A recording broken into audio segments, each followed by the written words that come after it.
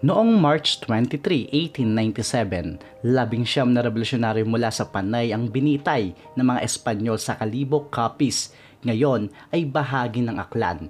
Ang mga martyr na ito ay kinilala bilang 19 Martyrs of Aklan. Ano ang istorya tungkol dito? Yan ang aalamin natin. Pero bago natin simulan, kung bago ka pa lang sa channel natin, pindutin nyo na ang subscribe button, i-like ang video ito at i-click nyo na rin ang notification bell para updated kayo sa mga bagong video natin. Simulan na natin!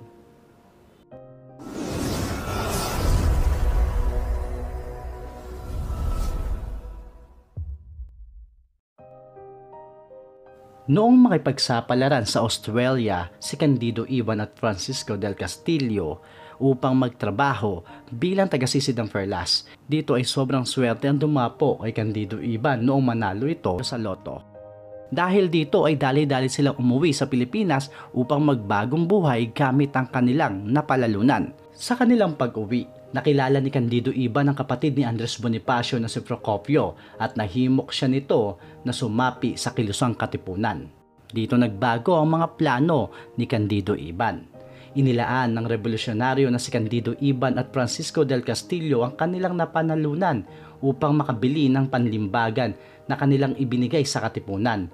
Ginamit ang panlimbagang ito sa paglalathala ng pahayagan ng samahan. Ito ang kalayaan. Sa utos na rin ni Bonifacio, nagbalik ang dalawa sa Panay at nagtatag ng sanghay ng katipunan sa isla. Noong March 17, 1897, sinalakay nila ang bayan ng Calibo kung saan nasawi sa labanan si Del Castillo. Inalok ng mga Espanyol sa pamumuno ni Colonel Ricardo Monet ng amnestiya ang mga revolusyonaryo kapalit ang kanilang pagsuko.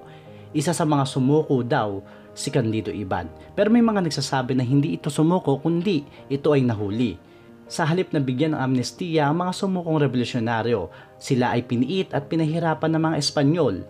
Noong March 23, 1897, iniutos ni Colonel Monet ang pagbitay sa mga revolusyonaryo sa Calle Amadeo sa Calibo.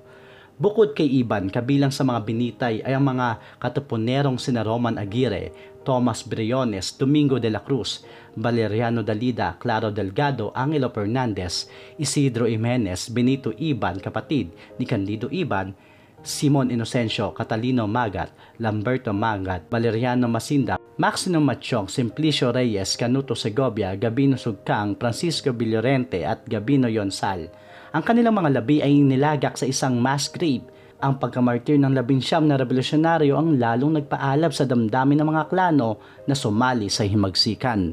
Bilang pagkilala sa 19 Martyrs of Aklan, pinalitan ng ngalan ng Calle Amadeo at tinawag itong 19 Martyrs Street.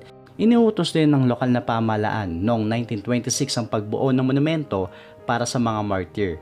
Ito ay ang ngayong Aklan Freedom Shrine. Hinukay ang mga labi ng binitay na revolusyonaryo at hinihimlay sa itinayong monumento. Noong 1952, isang historical marker din ang inilagak ng Philippine Historical Committee na ngayon National Historical Commission of the Philippines sa lugar. Idineklara ang Bantayog bilang National Historical Shrine noong March 2019. Noon namang 1994, idineklara ng Republic Act No. 7806 ang March 23 bilang special public holiday sa Aklan.